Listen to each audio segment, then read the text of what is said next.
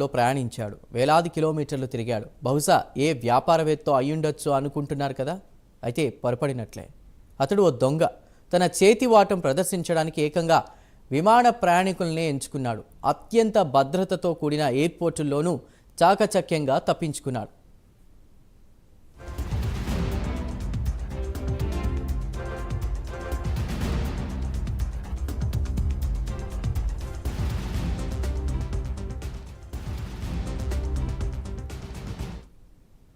హైదరాబాద్ నుంచి ఢిల్లీ ప్రయాణించిన ఓ మహిళ తన హ్యాండ్ బ్యాగ్ నుంచి దాదాపు 7 లక్షల విలువ చేసే ఆభరణాలు పోయినట్లు ఫిర్యాదు చేశారు.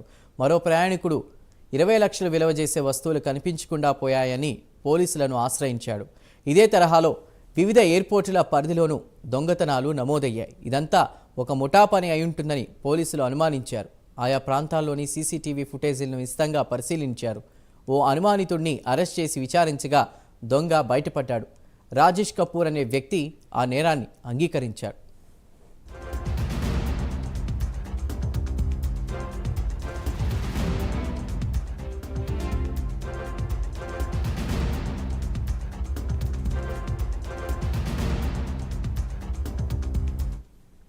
ఢిల్లీ, హైదరాబాద్, అమృత్సర్ ఎయిర్పోర్టుల్లోని సీసీటీవీ ఫుటేజీలను గమనిస్తే అన్నింట్లోనూ రాజేష్ కపూర్ అనుమానంగా కనిపించాడు. పైగా ఒకే వ్యక్తి ఇన్ని ప్రాంతాల్లో తిరుగుతూ ఉండడం పోలీసుల అనుమానాలకు బలం చేకూర్చింది. ఎట్టకేలకు అతడిని పోలీసులు ఢిల్లీలోని పహార్గంజ్లో ఉన్న సొంత గెస్ట్ హౌస్లో అదుపులోకి తీసుకున్నారు. విచారణలో దొంగతనాలకు ఎలా ప్లాన్ చేశాడో కూడా తెలిపారు.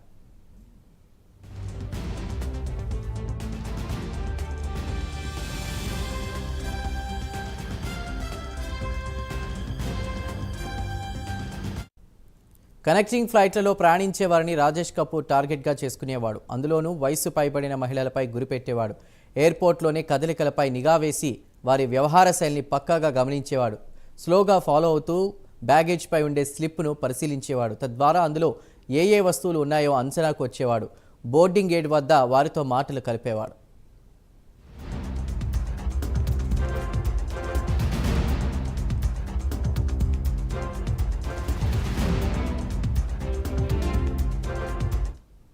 విమానంలోకి వెళ్ళాక సిబ్బందికి ఏదో ఒక సాకు చెప్పి తాను లక్ష్యంగా చేసుకున్న వ్యక్తి దగ్గరకు సీటు మార్పించుకునేవాడు.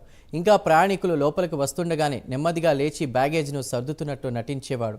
అప్పుడే తన చేతివాటాన్ని ప్రదర్శించి విలువైన వస్తువులను కొట్టేసేవాడు.